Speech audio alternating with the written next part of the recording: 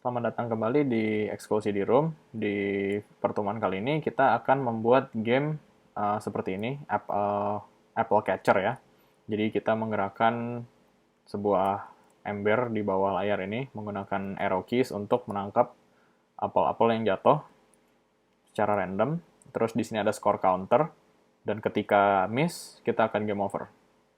Nah, nanti setelah game over ada tombol restart yang bisa kita klik, nanti gamenya akan restart. Kira-kira itu yang akan kita buat hari ini. Mari kita mulai. Pertemuan kali ini sedikit berbeda. Kita tidak hanya melakukan video tutorial, tetapi juga akan ada pengumpulan tugas. Nah, pastikan kalian mengumpulkan tugasnya tepat waktu. Waktu pengumpulannya akan tertera di grup WhatsApp. Nah, eh, karena ada tugasnya, ini akan menyangkut 2 kali absensi. Jadi, tolong dikerjakan. Nah, cara pengumpulannya seperti bagaimana? Nah, seperti yang kalian lihat, ini saya merekam videonya menggunakan handphone karena takutnya kalian ada yang komputernya tidak bisa screen record, jadi bisa rekam pakai handphone aja. Jadi tugasnya itu nanti kalian ikuti tutorial ini dari awal sampai selesai. Kalian bikin gamenya persis seperti yang diajarkan. Kemudian kalian videokan gameplaynya seperti ini. Jadi kalian tunjukkan gameplaynya, mainin dari mulai, terus kelihatan skornya nambah, kemudian game over, terus restart, dan berhasil restart gitu ya. Selain itu, kalian juga harus tunjukkan di folder sprites yang nanti kita di tutorialnya akan saya tunjukkan cara bikin sprite sheet. Kalian harus tunjukkan kalian membuat sprite sheet-nya, caranya sama. Di sini ada 2 sprite yang kita buat dan mereka ada di dalam satu file sprite. Terus jadi nanti kalian klik si spreadsheet ini, terus buka sprite editor, terus tunjukkan hasil slicingnya. Ini di slicing menjadi 2 objek terpisah ya, ada apel, ada ember. Kalian tidak perlu menarasikan videonya, tapi yang penting tunjukkan saja gameplaynya seperti tadi, kemudian tunjukkan spreadsheet-nya dan melalui sprite editor. Kira-kira begitu. Tolong kerjakan tugasnya dan dikumpulkan tepat waktu ya. Terima kasih, selamat mengerjakan. Tidak seperti biasanya, kita tidak mulai dari Unity, tetapi kita akan mulai menggunakan image editor, program image editor. Di sini saya menggunakan Pixelmator, kalian bisa menggunakan yang lainnya seperti Photoshop atau GIMP, atau misalnya kalian mau menggunakan yang browser based juga seperti Photopea, itu juga boleh. Tapi saya akan menggunakan Pixelmator. Jadi pertama kita membuat file baru, ukurannya karena kita mau bikin satu spreadsheet agak besar, mungkin sekitar 1024 kali 1024 pixel. Kemudian pixel per inch-nya cukup di 72. Kalau misalnya kalian pingin di print, yang kalian bikin di print 300, tapi kalau hanya untuk digital 72 aja. Nah, sekarang sprite yang mau kita bikin apa aja? Kita butuh sprite untuk apple, kita butuh sprite untuk ember, kita tidak butuh background dulu untuk sementara. Jadi mungkin 2 itu dulu aja ya. Uh, jadi kalian toolsnya boleh pakai apa aja, pakai brush, pakai shape atau apa, asal gambarnya bikin sendiri. Jadi jangan download gambar dari internet terus di drag ke dalam sini, itu sama aja. Itu jangan. Jadi yaudah kita bikin layer baru. Ingat jangan pakai background layer ya. Nanti uh, apa? Kalau di background layer ini kan maksudnya kita hilangin biar transparan. Jadi pastiin layernya transparan. Ini saya mulai coba bikin apelnya dulu mungkin. Brushnya coba. Oke, seperti itu. Terus di fill isinya. Terus coba saya bikin layer baru untuk tangkainya. Kita ganti warnanya.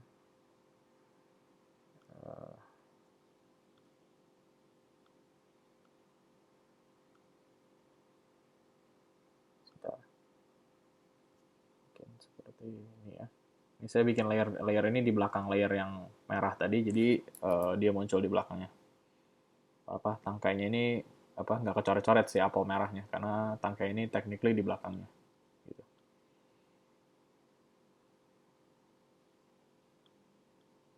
bisa di zoom juga kalau mau dirapihin.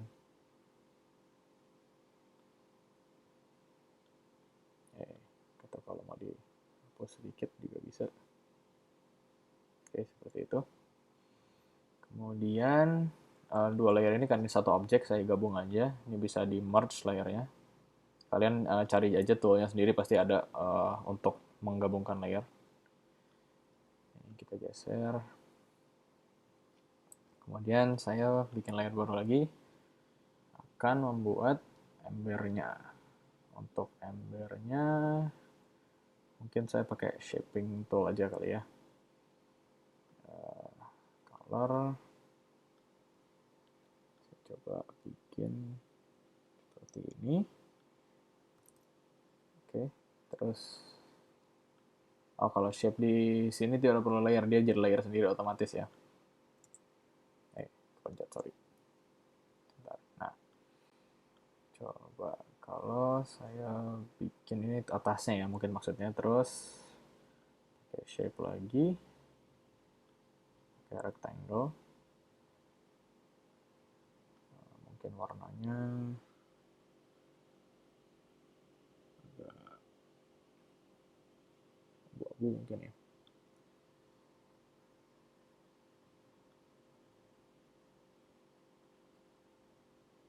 Nah, seperti itu nggak apa-apa. Ini bawahnya kan nggak kelihatan, jadi bawahnya nggak harus dibuletin, nggak harus apa, kayak ellipse atau halus gitu, nggak apa-apa. Oke, ini seperti ini. Terus habis kita akan ekspor. Kalau untuk saya mengekspor itu tinggal ke file, terus ekspor. Ini karena backgroundnya udah pasti bening ya yang tadi.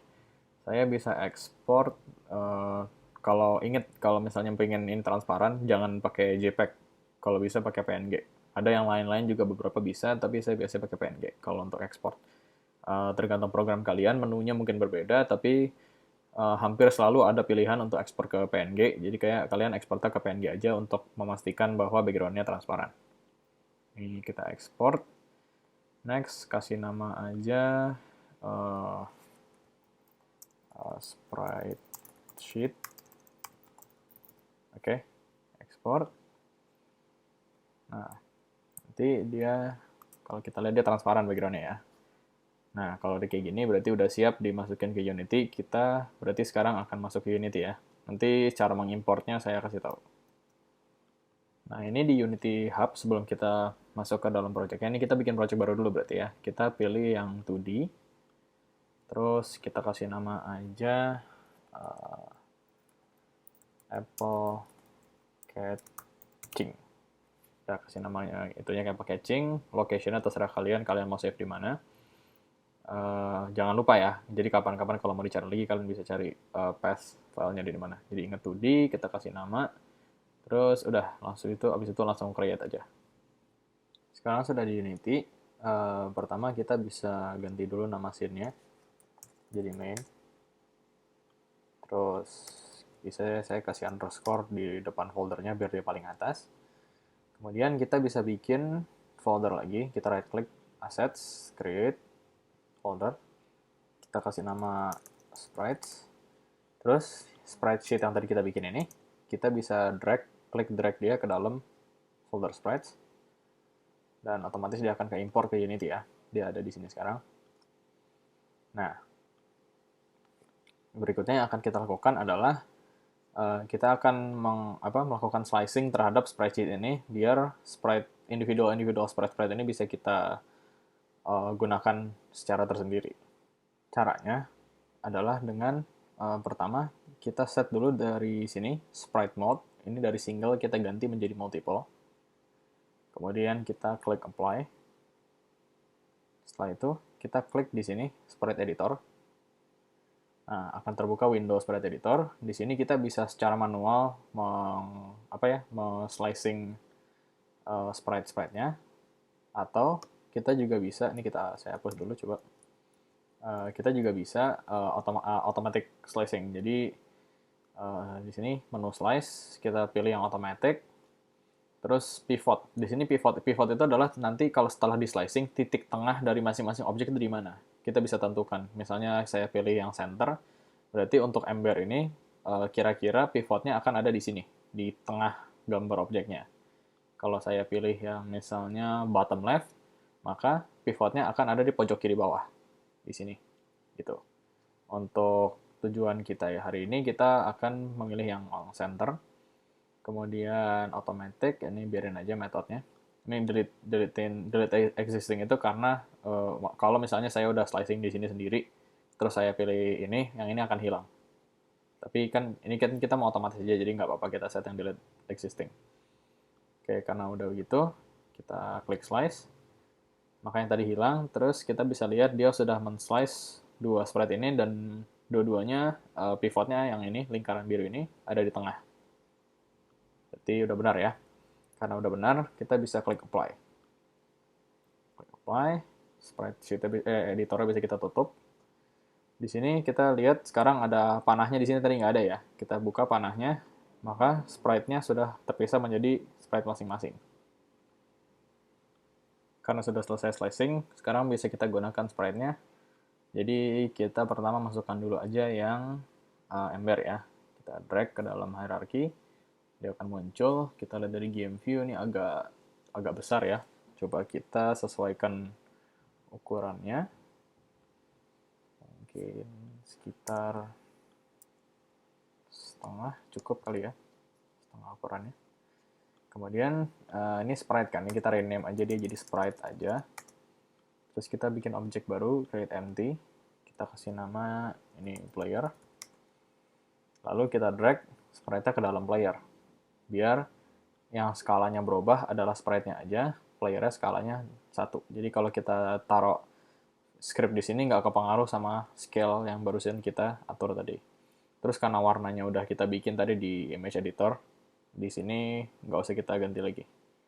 Kalau mau diganti bisa, cuma nggak usah, nggak perlu. Kita tutup, posisinya pindahin ke bawah.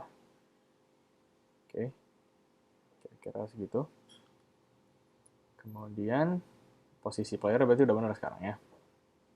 Oh ya, jangan lupa ini masih ada asterisk, berarti belum kita save, jadi silahkan save scene-nya, jangan lupa. Nah, sekarang sudah ada si ininya ya, si playernya. Terus kita masukin juga apple-nya. Kita kecilin ukurannya. Segini cukup. Kita rename. Jadi sprite aja. Terus kita create empty. Apple. Rename-nya. Kita drag. Jadi sekarang ada player, ada apple. Ini kita save juga. Terus apple-nya kita nonaktifkan dulu ya, karena yang mau kita atur si player-nya dulu. Kalau kita nonaktifkan objeknya, terus kita langsung bikin lagi folder di sini, right click, folder scripts. Nah, sekarang kita bikin create C# script. Kita bikin script untuk si player-nya dulu. Jadi kasih nama aja player move. Enter. Tunggu dia compile sebentar. Sudah selesai compiling. Kalau sudah, berarti sekarang kita bisa double klik, kita buka di Visual Studio. Oke, sekarang kita di Visual Studio. Ini kita seperti biasa, kita rapiin dulu. Hapus yang nggak kepake. Ini kita juga hapus dulu aja. Nah, kita untuk untuk si bucket player objeknya ini, kita pengen dia tuh gerak kanan kiri kan. Berarti harus ada speednya yang bisa kita atur lewat inspektor. Jadi siapa tahu mau kita ganti kecepatannya. Nah, tapi gini, kita berarti harusnya public kan. Kita biasanya gini bikinnya, public float terus move speed. Kayak gini nggak apa-apa. Jadi muncul nanti di sini. Cuma ada cara yang lebih bagus, karena saya sendiri juga masih belajar terus soal programming, dan belakangan ini saya belajar bahwa kita hanya membuat sesuatu menjadi public kalau mau ada script lain yang mengaksesnya. Misalnya ada script satu lagi di sini nanti, terus bisa script itu ngambil value dari move speed ini. Tapi kan dalam hal ini kita nggak mau ada script lain yang ngambil si move speed kan. Kita pingin move speed ini hanya dipakai oleh script ini aja. Oleh karena itu, kita bikin dia private. Tapi kalau private, nanti nggak muncul di inspektor, nggak bisa kita edit angkanya. Nah, untuk itu, kita tambahin di depannya, pakai kurung kotak, di dalamnya kita tulis serialize field. Kayak gitu. Nih, kita save. Sekarang kita cek. Tunggu dia compile sebentar. Sekarang kita drag ke dalam player. Nah, muncul. Move speed-nya muncul meskipun dia private. Karena di depannya kita taruh serialize field. Gitu. Jadi, karena ini nggak bakal dipakai script lain, hanya script ini aja, kita bikin dia private, tapi kasih serialize field biar kita bisa edit di dalam inspektor. Kira-kira gitu. Oke. Berikutnya, kita perlu transform. Tapi karena transformnya nggak mau kita nggak mau transformnya ada di inspektor, jadi langsung private aja. Private transform t void start. Di dalam start kita reference si transformnya t sama dengan get component transform kurung buka kurung tutup. Oke. Ini udah dapat reference transformnya. Nah, kemudian di void kita nggak pakai physics atau rigid body ya. Jadi kita nggak menggerakkan menggunakan rigid body, kita menggerakkan menggunakan transform aja. Jadi langsung void update. Nah, ini kita mau masukin input dari keyboard ya. Keyboardnya yang dari default tuh ada yang untuk horizontal, jadi kita langsung bikin float x sama dengan input dot get axis. Terus aksisnya kita namanya tadi secara default ya udah ada horizontal.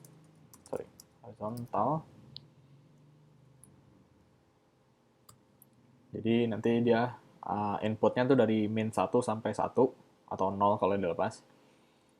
Terus kita bikin t dot position plus sama dengan t dot atau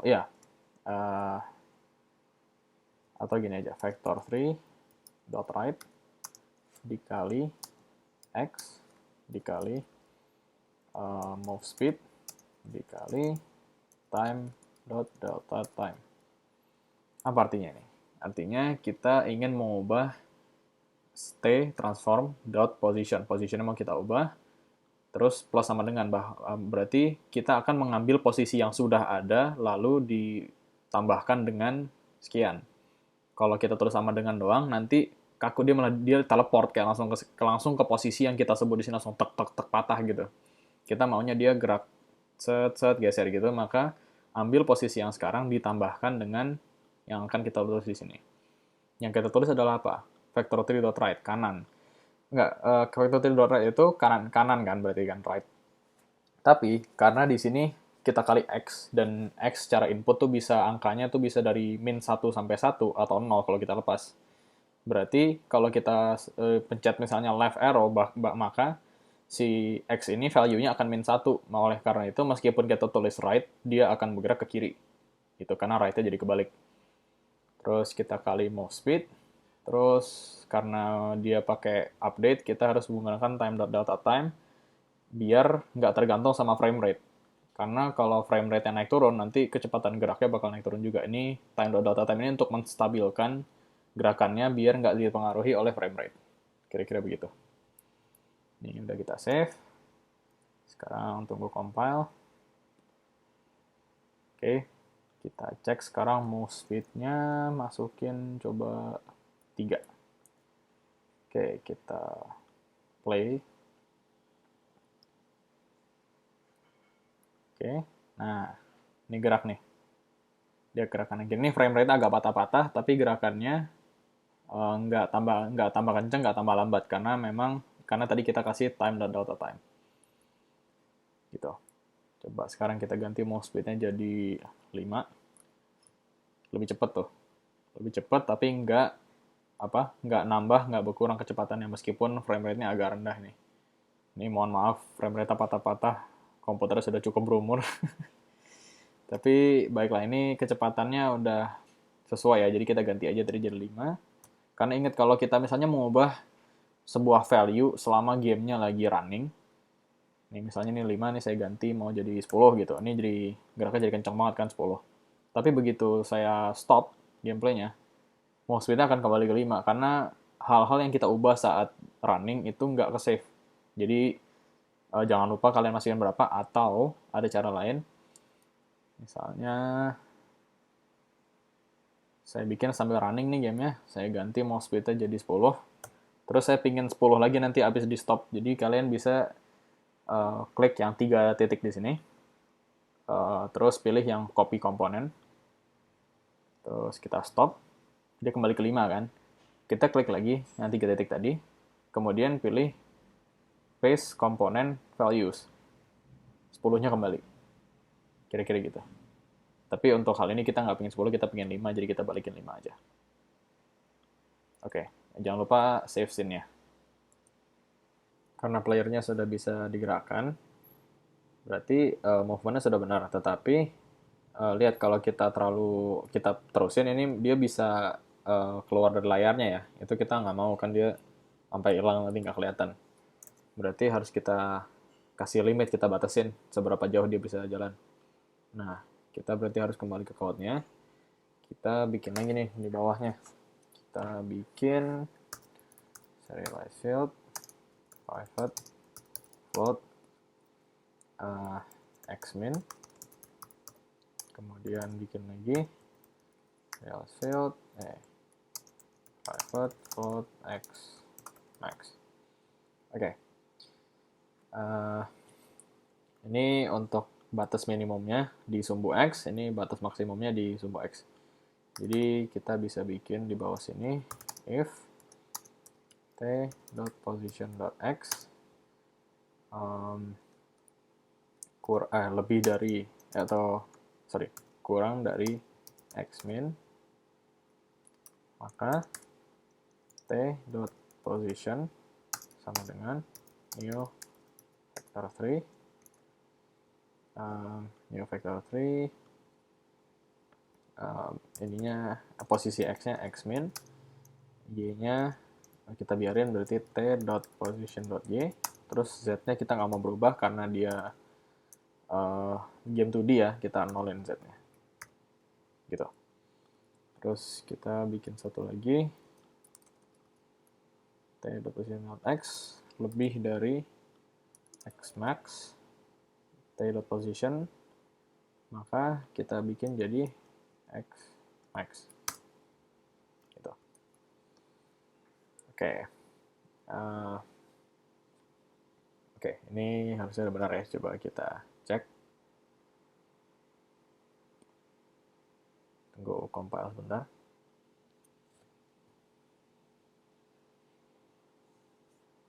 Sekarang kita bisa lihat kita kasih limitnya berapa ya, coba. Kira-kira xmax-nya mungkin sekitar 7 ya. Kita bikin, atau jangan 2 begini, kan kanan kiri sama aja, cuma bedanya 7 sama min 7. Kita ganti dulu deh biar lebih optimize. Kita ganti jadi ini, kita ganti aja namanya jadi x limit terus 1 aja. Terus kalau ini kita ganti jadi kalau lebih kecil dari min x limit, terus di sini min x limit, terus di sini lebih besar dari x limit, terus ini x limit, gitu. Jadi variabelnya kita kurangin 1 biar nggak kebanyakan. Oke, x limitnya 7 tadi ya, berarti 7 dan min 7. Sekarang kita tes, geser ke kanan. Nah, dia akan berhenti di posisi x sama dengan 7. Kalau ke kiri, dia akan berhenti di posisi x sama dengan min 7. Oke, berarti gerakannya udah benar ya. Dia udah ada move speed-nya, dia tidak bergantung frame rate, dan gerakannya sudah ada limitnya. Sekarang kita bisa mulai mengerjakan apple-nya. Apple-nya di sini tugasnya apa? Dia jatuh aja ya sebenarnya. Jadi kita bisa bikin aja langsung create C# script apple move, nggak apa-apa. Apple move, terus kita bentar, tunggu dia compile. Oke, kita buka. Sorry, ini rapihin dulu. Kita bikin dia perlunya apa, sama ya kayak si player move, serialize field, private, float, move speed juga. Terus apa, ini aja kali ya, move speed sama transform, jadi kita tambah di atasnya private transform t,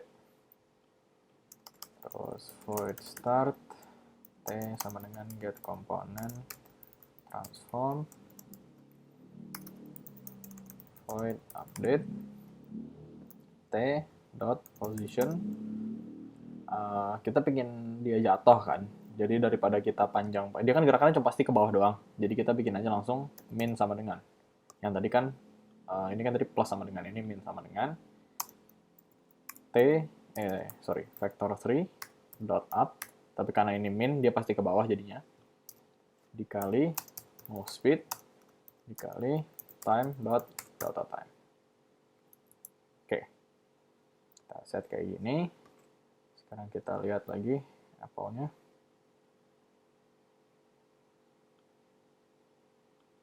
Apple-nya kita pindah ke atas ya. Coba sorry.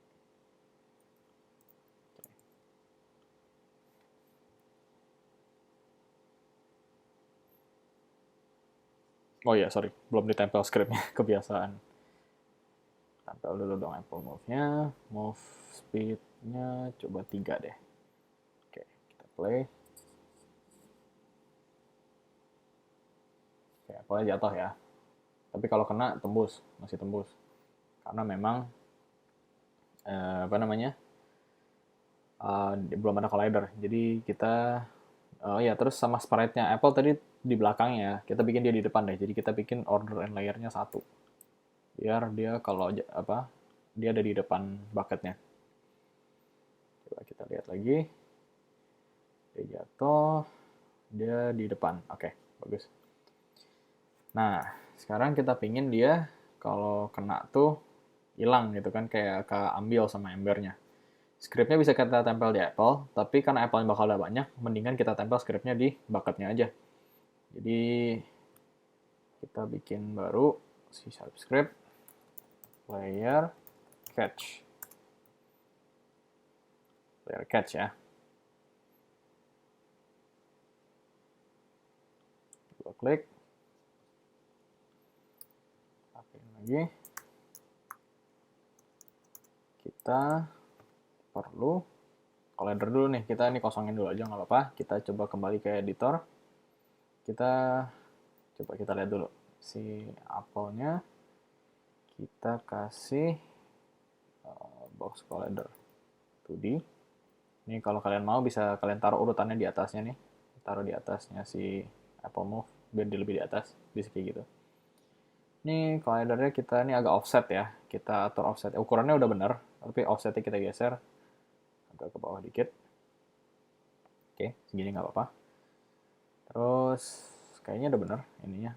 Apa namanya, ukurannya udah nggak apa-apa segitu lah ya. Sekarang kita tutup aja. Sekarang playernya kita juga kasih, kita kasih dulu box collider 2D. Ini geser. Suka susah digeser, mending ini aja ke atas. Mana? Nah, tuh. Box collider. Ini salah banget ukuran ini, kita atur dulu. Size X, kita lebarin. 2 kali ya, atau lebih. 2,1 deh. Terus offsetnya kita naikin. Mungkin sekitar segini. Segini nggak apa-apa.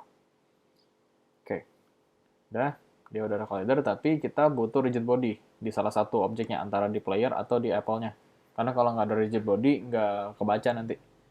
Berarti sekarang di player, kita tambahin rigid body 2D ya, karena ini game 2D, jangan lupa. Rigid body 2D, taruh di atas. Ini nggak harus sih, cuma biar penampilannya lebih enak aja. Kita bikin kinematik, karena kita nggak pakai sistem fisik ya, kita tadi player move itu pakai transform yang kita pindahin positionnya. Jadi kita bikin dia jadi kinematik, simulated, sisanya biarin aja. Oke, coba kita kembali ke scriptnya, yang player catch ya. Terus jangan lupa kita tempelin dulu aja deh, biar nggak lupa nanti. Kita tempelin player catch ke playernya. Kita tulis apa? Kita mau ngedeteksi Apple-nya ya. Berarti Apple-nya butuh tag nih. Kita tag dulu aja deh. Apple, kita bikin add tag baru aja. Tag baru, new tag, Apple. Save. Terus kita kasih tag-nya, Apple. Sekarang kita bisa bilang gini berarti. On. Oh iya, jangan lupa tuh. Di player sama Apple-nya, dua-duanya collider kita cek ya. Ini kita bikin dua-duanya is trigger. Ini kalau mau ngedit dua objek, misalnya dua objek ini sama-sama punya box collider kan, kita bisa langsung aja tahan shift terus kita klik dua-duanya. Ini kita bisa ngedit collider kedua-dua objeknya, karena sama-sama punya collider box collider 2D. Kita bisa bikin dua-duanya is trigger, dua-duanya jadi trigger. Gitu. Kita berarti bisa bikin di scriptnya, void on trigger enter 2D. Ini bisa saya ganti namanya under biar lebih gampang ingetnya ini siapa. Terus kita bikin if other dot compare tag. Ini untuk ngecek tag ya. Sebenarnya bisa juga other dot tag, if other dot tag sama dengan apa misalnya gitu. Tapi ini agak boros prosesnya. Lebih baik kita bikin other dot compare tag. Terus baru kita tulis tag di dalamnya. Tag-nya tadi Apple. Ini pengaruh ya, huruf kapital. Jangan lupa, kalau tag itu huruf kapital pengaruh. Oke, kalau dia Apple, maka destroy other dot GameObject. Biar karena other ini, dalam hal ini, other itu adalah collider-nya si Apple. Kan kita mau nge-destroy Apple-nya secara keseluruhan, jadi destroy other dot GameObject. Karena kalau destroy other doang, nanti yang hancur collider-nya doang. Dia cuma ngapus collider-nya. Objeknya Apple-nya masih ada. Gitu. Kita pengen ngapus sih Apple-nya aja. Oke, save.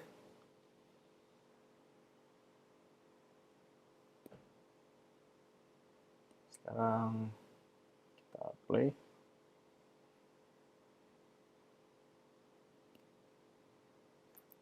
Sekarang kalau kena, hilang. Apple-nya hilang, di-destroy. Karena tadi script-nya udah bener berarti ya, sama collider juga udah bener.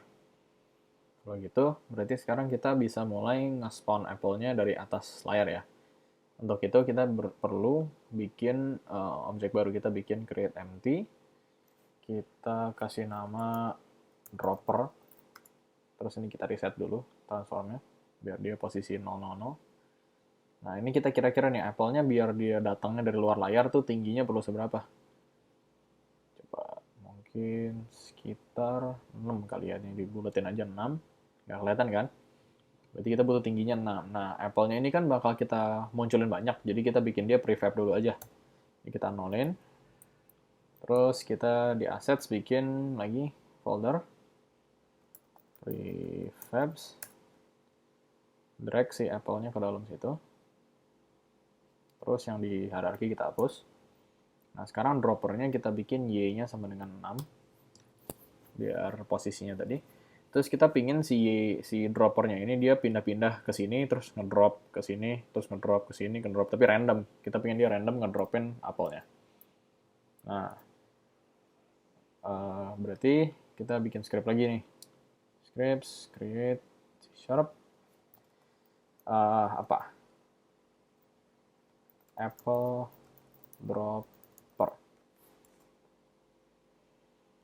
Apple dropper. Kita buka. Tunggu sebentar. Oke. Oke, ya. Nah, kita butuh apa nih? Kita butuh reference ke si ini, prefab Apple-nya kan. Jadi kita bikin di sini serialize field, private, game object, prefab. Kasih nama aja prefab nggak apa-apa. Terus kita mau apa lagi? Kita butuh dia. Terus kita butuh kita butuh seperti si player move. Kita butuh X limit. Berarti kita bikin serialize field, private, float, X limit. Terus kita perlu transformnya juga. Jadi kita bikin private transform T. Oke. Sama kita butuh timer juga nih. Jadi kita di sini butuh private float. Nah, timer untuk waktu di antara nge-spawn Apple-nya biar nggak terus-terusan jatuh gitu. Private float timer. Terus ini timer ya. Terus di sini kita bikin itu serialize field, private float. Kita bikin yang namanya delay. Jadi timer ini buat ngitung waktunya udah apa belum, delay itu berapa lama sebelum bisa nge-spawnnya lagi gitu. Oke. Sekarang void start T sama dengan kok gak mau cek. Sama dengan get component transform. Terus kita mau di sini void update. Nah, kita bikin if time. Jadi waktu gamenya, timer yang jalan terus, emang di background di Unity ada namanya time.time, dia jalan terus. Ketika time.time lebih besar dari timer, jadi kalau waktu udah ngelewatin timernya, maka kita mau melakukan instantiate. Kita mau nge-spawn si prefab Apple, lokasinya di t.position, terus rotasinya kita bikin aja, biar nggak ada rotasi, biar 0 rotasinya ya, quaternion.identity, biar rotasinya 0. Terus di bawahnya kita mau nambahin timernya lagi, berarti timer sama dengan time plus delay. Gitu. Nah, untuk biar posisinya random, kita butuh nge-randomize posisi spawnernya di sini sebelum si drop kita butuh nge-randomize posisinya dropper sebelum dia nge-spawn di sini. Nah, kita bikin metode sendiri aja. Kita bikin di sini private void, kita kasih namanya apa misalnya, random position. Ini nggak ada nih, ini bukan kayak start atau update, ini kita bikin sendiri. Namanya kalian bisa coba kalau mau eksperimen, namanya beda, coba. Pasti asal kalian tulis di sininya nanti sama, harusnya bisa. Oke, kita bikin random position. Kita bikin pingin si transformer pindah kan, kita berarti bikin t.position sama dengan, kita nggak pingin dia gerak halus kayak si playernya ya, kayak geser set, kita pengen dia langsung pindah tek, jadi sama dengan di sini ya. t.position sama dengan new vector 3. Terus vector 3 itu kan kita masukin masing-masing value-nya kan, x, y, z. Ini kita nolin dulu aja. Di atasnya kita bikin float temp, ini buat temporary maksudnya ya. Float temp itu maksudnya temporary, ini nama sendiri, namanya nggak mesti temp, kalian boleh kasih nama apa aja, tapi saya biasa kasih nama temp. Float temp sama dengan kita bikin random dot range min, ini untuk random value kan, jadi dia mintanya angka terkecil yang bisa masuk sama angka terbesar yang bisa masuk. Jadi untuk itu kita bikin aja random dot range-nya min x limit, kemudian maksimumnya x limit itu sendiri. Dah, kayak gitu. Min x limit dan x limit itu sendiri. Random.range itu adalah angka si temp ya. Nah, position y-nya kita nggak pengen ubah, kita tetap biarin dia di posisi atas di 6 tadi ya tingginya. Maka kita tulis t.position.y, kita biarin aja. Di sini z-nya karena ini game 2D kita nolin, nah x-nya kita masukin temp di situ. Gitu. Terus di sini kita masukin, kita tulis, kita perlu ngejalanin si random position. Jangan lupa karena dia method, kita kasih kurung buka, kurung tutup. Gitu.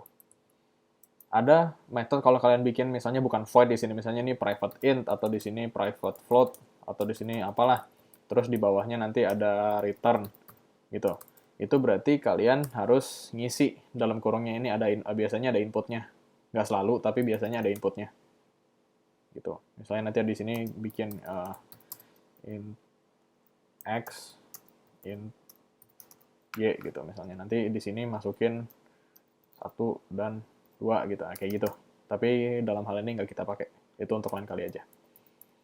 Oke, ini harusnya udah benar ya. Save, jangan lupa. Sekarang kita kembali. Tunggu dia compile. Nah, di dropper kita pasang scriptnya. Terus prefabnya kita bisa pilih dari sini, dari assets, terus kita pilih si Apple, atau kita juga bisa drag ke slotnya. Oke. Terus ini X limitnya kita samain aja sama X limit player. X limit player tadi 7, kita bikin juga X limitnya dia 7. Kemudian delaynya mau berapa? Misalnya setiap berapa detik dia ngoncolin. Setiap 2 detik deh dia munculin apel baru. Oke, save. Sekarang coba kita run.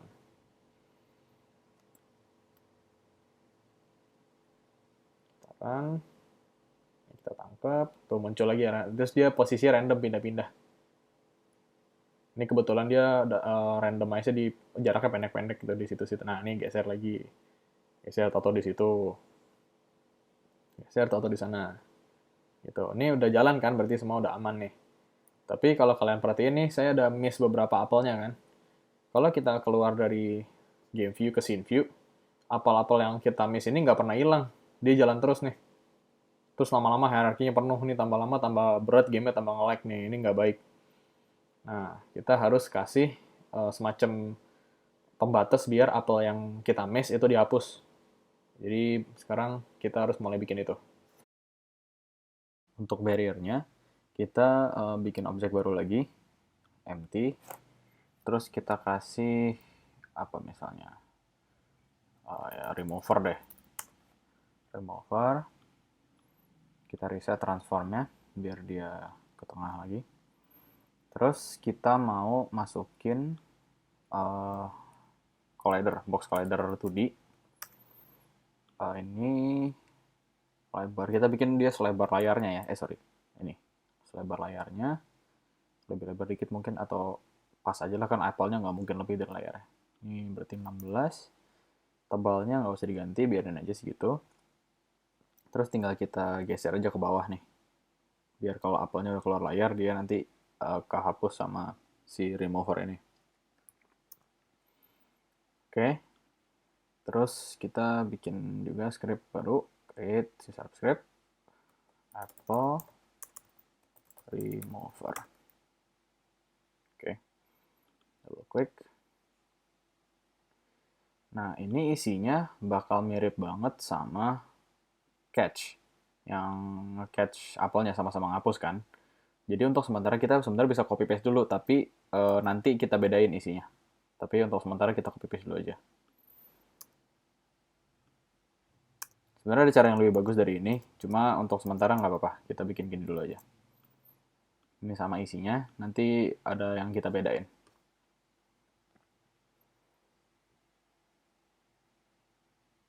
Oke.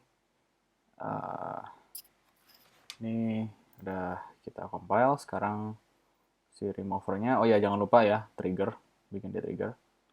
Terus kita drag komponennya. Terus kita play.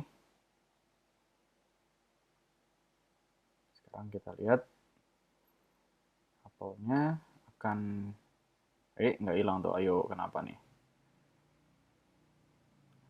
Over box Spider 2D. Oh, dia nggak ada rigid body-nya. Kita harus pasang rigid body jadinya. Rigid body 2D. Kinematic. Ini pindahin ke atas. Suka nggak mau. Bentar.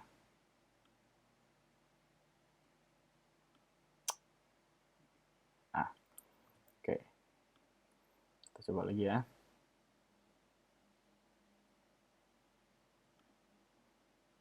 Oke, kita lihat. Mesh akan hilang ya. Terus hilangnya tuh nggak kelihatan di layar, kayak dia udah di layar tuh dia udah lewat dulu baru dia hilang. Nah, gitu tuh. Oke. Sekarang kita butuh user interface. Jadi kita bikin dulu UI canvas. Ini biarin aja canvas, terus ini scale screen size sesuai dengan ukuran layar masing-masing. Ini punya saya segini. Terus ininya setengah. Oke. Terus di dalamnya right click kita bikin. Nah, kita pertama bikin ini dulu. Ini kita mau bikin game over screen ya. Jadi kita bikin dulu overlay image, jadi image. Terus kasih nama image overlay atau gini. Nah, ini kita lihat dari sini. Ini dia si image-nya. Ini ukurannya kita bikinin sepenuh layar aja ya. Jadi atau lebih dari layar nggak apa-apa. Kan nggak kelihatan juga pinggirnya. Ini kita bikin hitam terus transparan jadi kayak ngegelapin layarnya aja gitu. Nah, image overlay. Terus ini recast target matiin. Jadi kalau ada UI benda apa objek UI seperti image ini kan nggak ada dia nggak butuh kita nggak butuh berinteraksi sama dia kan. Dia tuh cuma apa sebagai kayak penggelap layarnya aja. Jadi ini di sini ada recast target ini matiin ya, di uncheck karena kalau dicek itu bukan dua hal, dia itu ngehalangin klik kita. Jadi kalau ada button yang di belakang dia somehow itu nggak bisa kita klik. Kemudian kalau dia nggak kita matiin itu bakal meskipun dia ngapa-ngapain tetap jadi lebih beban buat komputernya. Jadi lebih bagus kalau dia nggak ada interaksi dimatiin aja. Gitu. Itu nggak cuma image. Jadi kalau kita di sini right click UI, ini ada beberapa objek-objek lain. Kalau kita nggak mau interaksi sama objek itu, mendingan recast targetnya dimatiin. Nih, yang tadi. Gitu ya. Oke, ini image overlay-nya. Terus di dalamnya kita mau right click UI. Nah, text sekarang ini ada yang baru, ada text Mesh Pro. Kita pakai text Mesh Pro aja. Itu lebih apa ya, lebih baru, terus lebih gampang di otak-atik gitu. Nah, ini kalau kita klik pertama ini dari tadi kita belum pakai text Mesh Pro ya, belum ada pakai text sama sekali. Jadi begitu pertama kali kita pakai klik text Mesh Pro, itu bakal muncul window ini. Ini kalian klik aja yang import TMP Essentials, nggak apa-apa. Ini klik, terus tunggu sebentar dia nge-import itu, nge-import assets-nya buat Text Mesh Pro. Oke, ini udah selesai loading bar-nya, ini matiin aja. Sekarang udah muncul text-nya ya. Ini kita rename, text, text,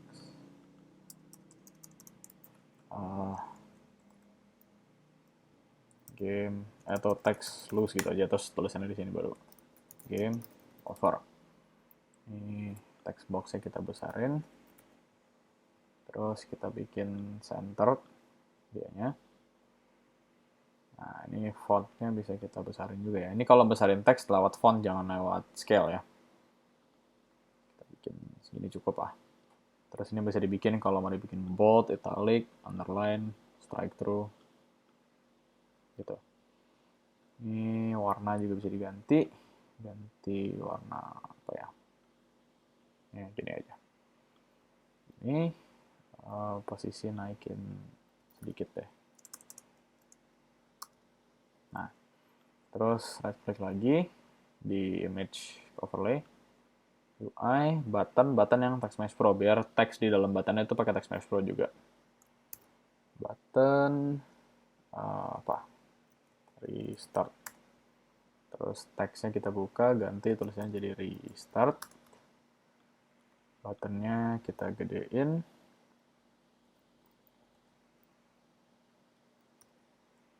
Terus turunin posisinya. Ini teksnya bisa kita gedein lagi. Nah, kayak gitu. Jadi nanti kalau game over tuh muncul dia, terus bisa kita klik restart. Kayak ini. Jadi dia satu ini ya, si siapa? Text loss sama button restart itu adalah child object atau children object dari si image overlay ini. Jadi kalau kita matiin image overlay, dia mati hilang semua. Gitu. Oke, ini kita save. Nah, sekarang kita bisa bikin, atau kita nggak usah bikin script baru dulu, kita ke sini dulu, kembali ke Apple Remover. Di Apple Remover kita bisa masukin ini nih. Kita bisa apa namanya? Bilang kalau ini kan destroy kan, dia nge-destroy si Apple-nya. Tapi jangan cuma nge-destroy, begitu Apple-nya ke-destroy sama Apple Remover kan berarti Apple-nya udah ada yang miss. Kalau miss kan berarti kalah. Jadi kita bikin kalau dia miss, nggak cuma Apple-nya di-destroy, tapi game over. Atau jangan di-destroy sama sekali, nggak usah. Mending langsung game over aja. Jadi kita... Atau destroy nggak apa-apa deh, biarin destroy aja. Atau, oh nggak usah deh, gini aja. Sorry, gini aja. Kita bikin reference ke si image overlay, berarti kita bikin di sini serialize field, private, game object, overlay, terus kita bikin di sini overlay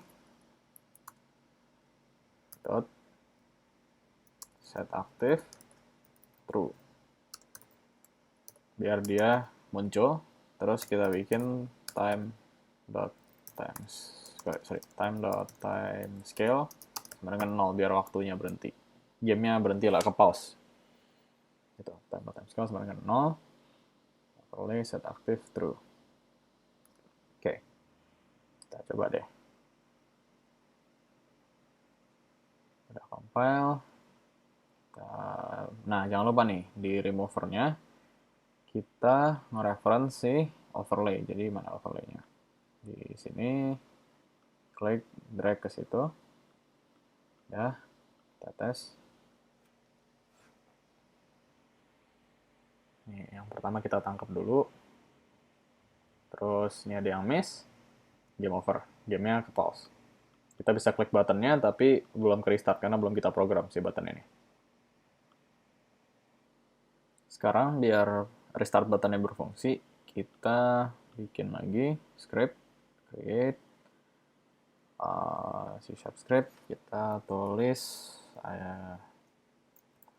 oke, gini aja, button restart. Oke, double klik.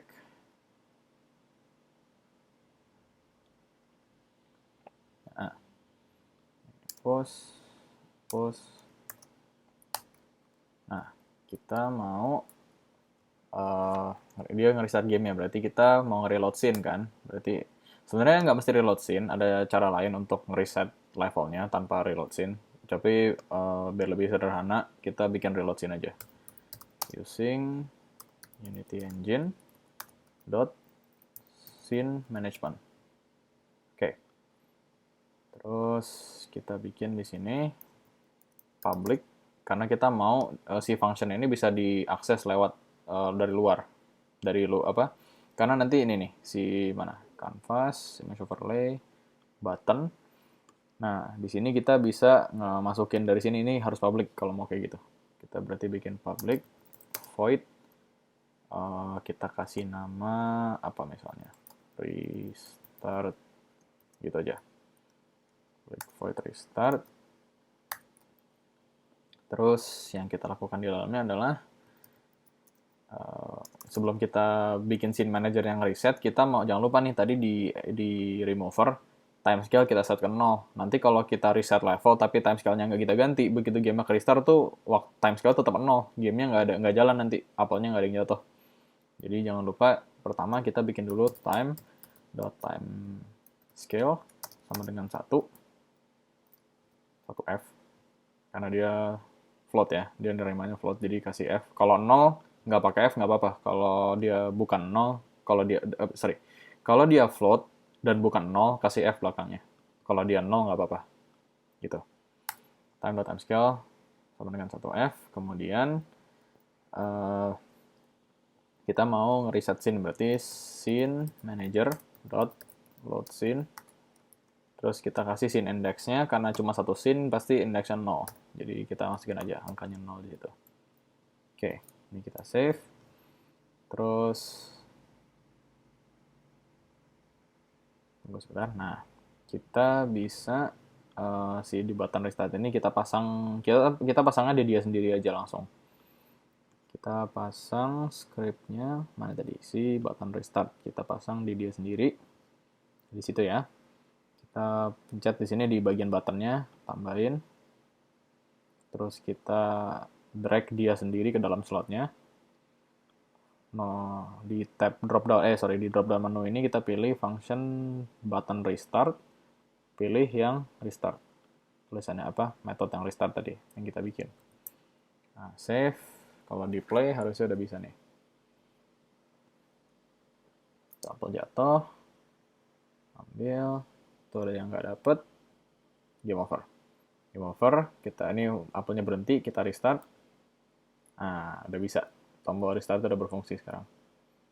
Dan waktunya nggak nge-freeze, jadi udah bener tadi time scale-nya ke 1 tuh udah benar. Terakhir kita mau ada skornya nih di top left, misalnya di top left corner kita taruh text score di situ ya. Berarti kita ke canvas, right click, UI, text mesh pro, kita bikin text score, score. Kita taruh di atas, terus kita mau atau di bawah nggak apa-apa deh. Biar dia kalau kita semakin ke bawah kita taruh, itu semakin di depan layernya. Jadi nanti begitu si image overlay nyala, misalnya, kalau ini, maksudnya gini, ini image overlay-nya saya nyalain, si text score ini nggak kehalang sama overlay-nya. Kayak dia tuh nggak ketutupan sama itemnya ini, kecuali kalau kita bikin dia di atas, di hierarkinya, maka dia layer akan di belakang nanti, pas di sini. Kayak gitu. Oke. Jadi kita mau dia ada di top left corner. Berarti ini kita klik sini yang buat ngatur ini anchor sama pivot. Kita pencet control sama alt sama shift.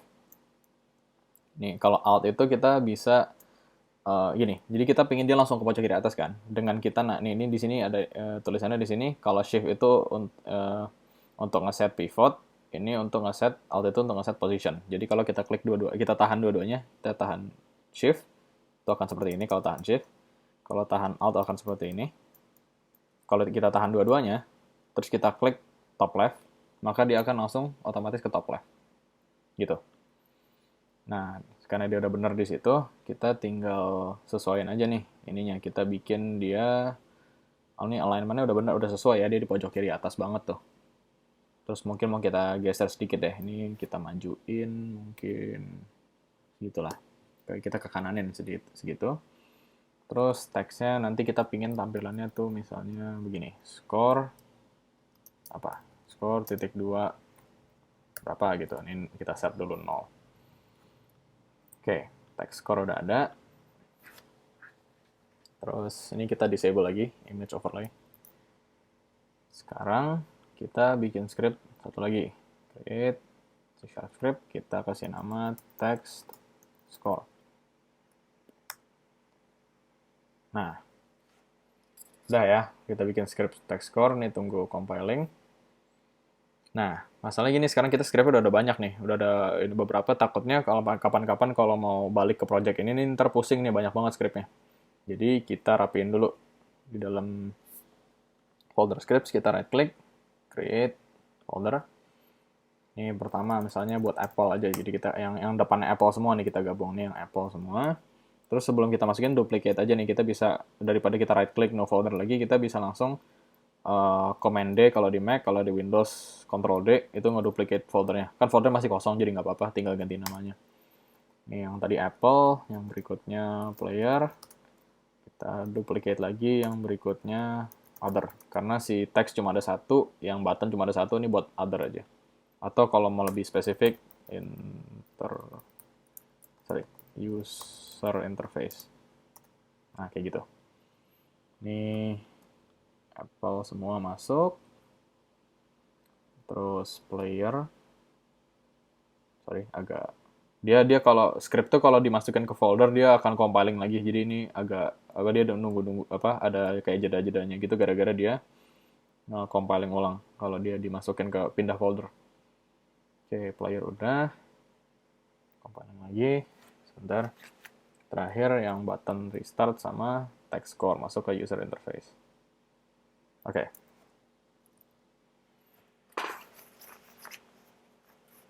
Sekarang kita bisa buka, kita double klik yang text score. Oke. Yang text score ini kita kan mau mengubah si Text Mesh Pro-nya yang tadi kita taruh di Canvas kan. Berarti kita perlu nambahin di atasnya. Kita perlu nambahin di sini. Dulu kan kita kalau biasanya pakai teks biasa yang bukan Text Mesh Pro kan kayak gini. Using Unity Engine.ui. Nah, tapi sekarang karena kita pakai Text Mesh Pro using TM Pro. Dah, gitu aja. Itu kayak dia yang tadi assets yang kita import itu ini bisa ngakses ini. Jadi gitu using TM Pro. Oke. Jadi kita mau bikin apa aja? Kita mau bikin reference ke teksnya itu sendiri. Kita mending tempel scriptnya di teksnya itu sendiri aja ya. Di text core aja. Berarti dia nggak perlu kita akses lewat inspektor. Jadi bisa langsung private tm pro underscore text dia tuh namanya tmp text kalau nggak salah. Nah ini dia tmp text tmp underscore text. Nah tmp underscore text terus aja text di sini namanya, nama variabelnya. Terus di start kita cari dia dengan cara text sama dengan get komponen tmp underscore text kurung buka kurung tutup. Nah, terus kita mau, nah, yang nambahin score itu nanti kan si player catch ya. Dia nangkep Apple, Apple-nya di-destroy, tapi kita pengen nambahin skornya. Jadi di sini kita perlu ada variabel yang bisa diakses sama player catch kan. Berarti, ini biar nggak terlalu bingung nih, yang lain dimati-matiin dulu aja deh. Dimatiin, ditutup filenya. Oke, yang dua ini aja ya. Kita bisa bikin di sini public karena biar bisa diakses ya sama ini. Public int karena bilangan bulat score gitu aja. Public int score. Terus ya udah, sekarang kita bikin void update.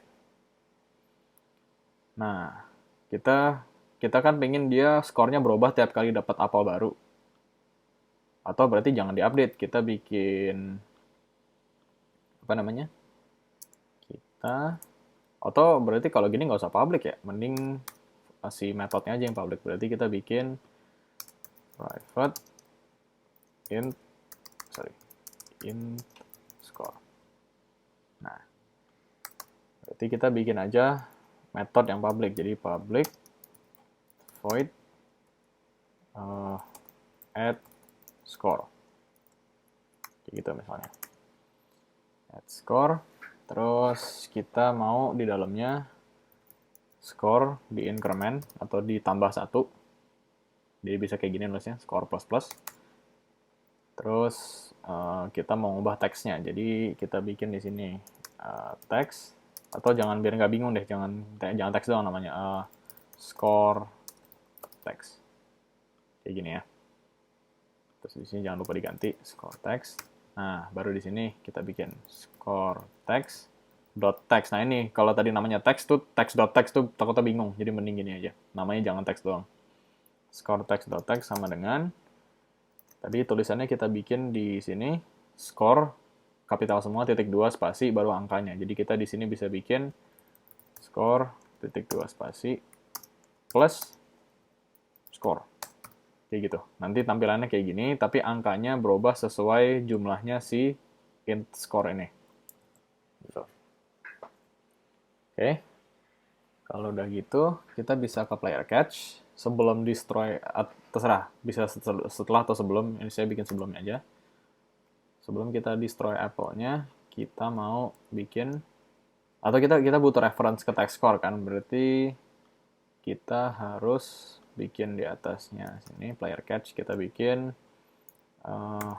serialize field private text score. Kita bisa bikin apa namanya variabel dalam bentuk dengan type script lain gitu.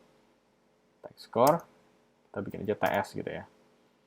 Ini kita masukinnya manual lewat inspector nanti, karena kita pakai serialize field, jadi bisa diakses lewat inspector meskipun private.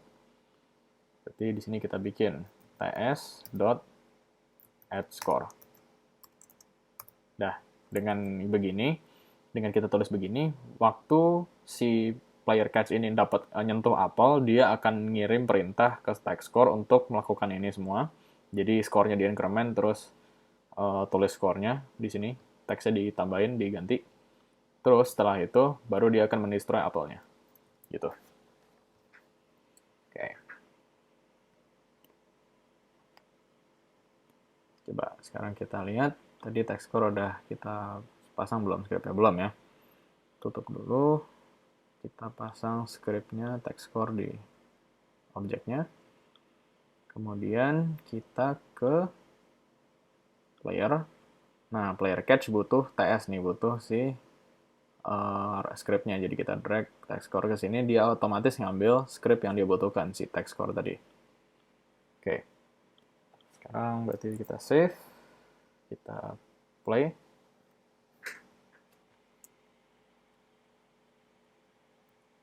Tangkap apelnya. Nah, skornya nambah tuh. Nah, game over. Restart. Reset semua. Ini mungkin player agak terlalu lambat ya. Kita naikin deh move speed-nya jadi 8 misalnya. Kita coba lagi. Oke, dapat. Kita nambah terus skornya sesuai yang kita inginkan. Begitu miss, game over, restart. Oke. Baik, kalau begitu kira-kira pertemuan ini sampai di sini saja. Terima kasih. Jangan lupa mengerjakan tugasnya ya.